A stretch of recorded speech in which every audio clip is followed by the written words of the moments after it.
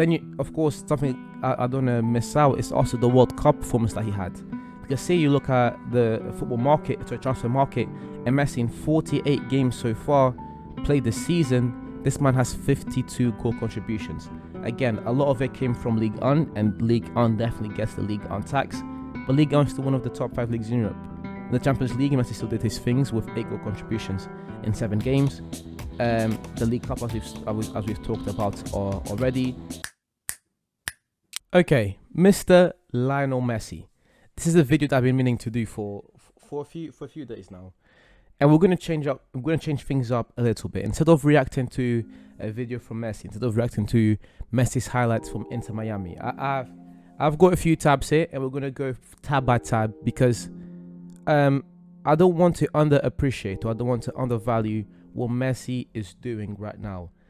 Especially in the MLS, what he's done with Inter Miami is extremely impressive. Let's not underplay that. Just because it is, just because it's not a top 5 league in Europe, it doesn't mean that the competition there is competitive. It doesn't mean that the players there aren't good. And Messi came in and took a team that was at the bottom of the conference last year. If you're looking at both conferences, the Eastern and the Western, they finished with the least points out of the 30 teams in the MLS. And Messi just took this team, this Inter Miami team, who was statistically and, if you talk about objectively, the worst team last year in the league, and he just took this team to win the cup. I forgot what that cup is actually called, but they just won a cup. And again, taking the worst team in the competition to win a trophy, to not lose any games, and for him to score 10 goals, more or less 10 goals in 7 matches, to me is completely insane. So we're gonna go over things tab by tab, as I said, and then I also want to talk a little bit about what Messi has done in Europe as well, because the Ballon d'Or conversation for Lionel Messi is always going to be there.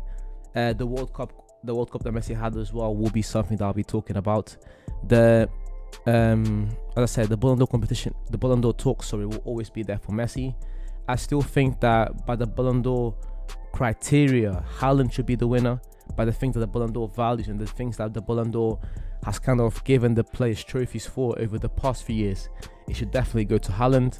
But that doesn't mean that Messi hasn't been one of, if not still the best player in the world. So first things first, as I was saying, the MLS and the fact that Messi just went to Inter Miami and took this team that was awful. This team was a negative goal difference last year.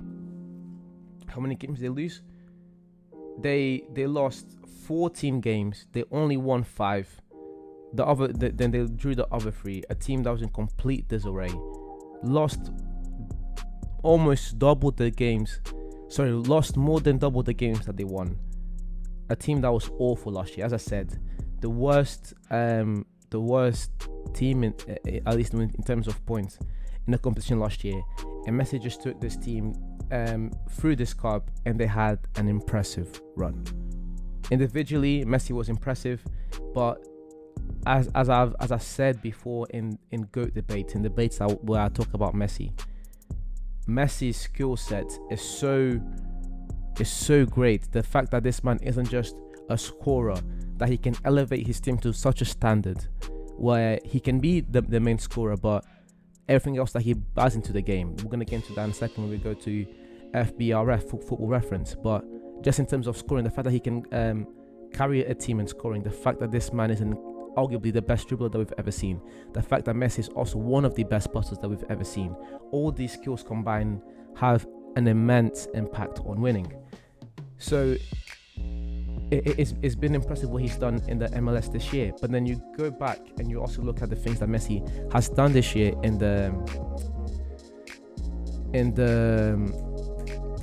Europe for PSG. Yes, this was definitely a year where Messi didn't finish as one of the top scorers in Europe, as you can see here. With the top scorers in Europe belong to the likes of Erling Haaland, the likes of Harry Kane, Kylian Mbappe, etc. Messi was not in that conversation. But on the other hand, when it comes to creativity, Messi definitely ranked as someone who had the most assists in Europe. And you know, I'm not someone who really believes in talking about creativity, just talking about assists. I don't think assists paint the full picture.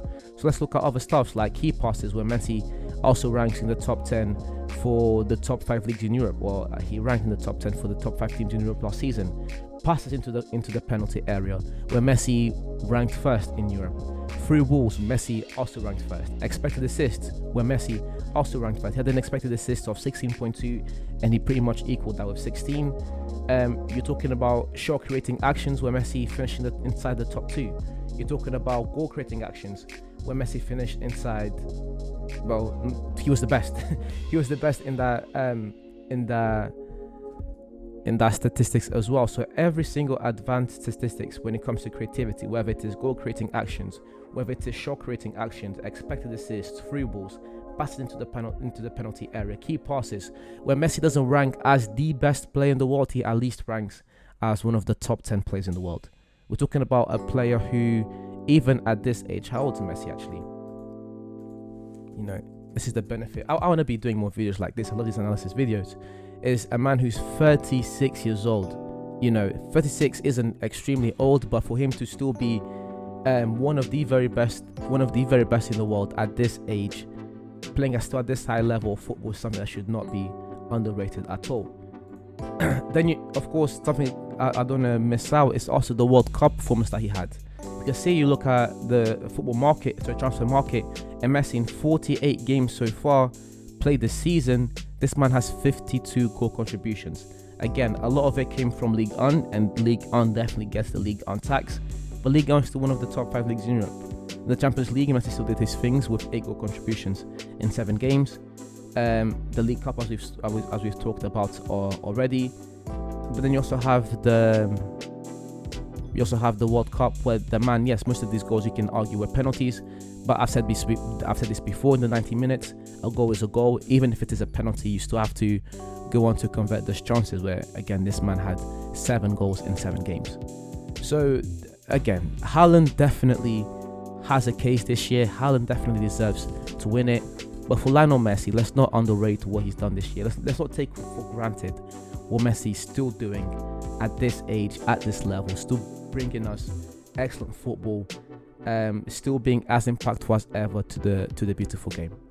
So yeah, I just wanted to come in here, just a bit of a different video, and just go over a few things and talk about why Lionel Messi is still one of the best players in the world, arguably still the best player in the world.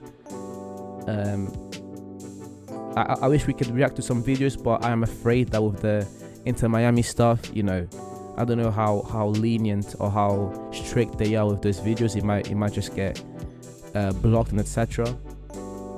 So I will leave that to that, and I just wanted to come in here and talk about what Messi's done so far. But anyways, guys, that's the end of the video.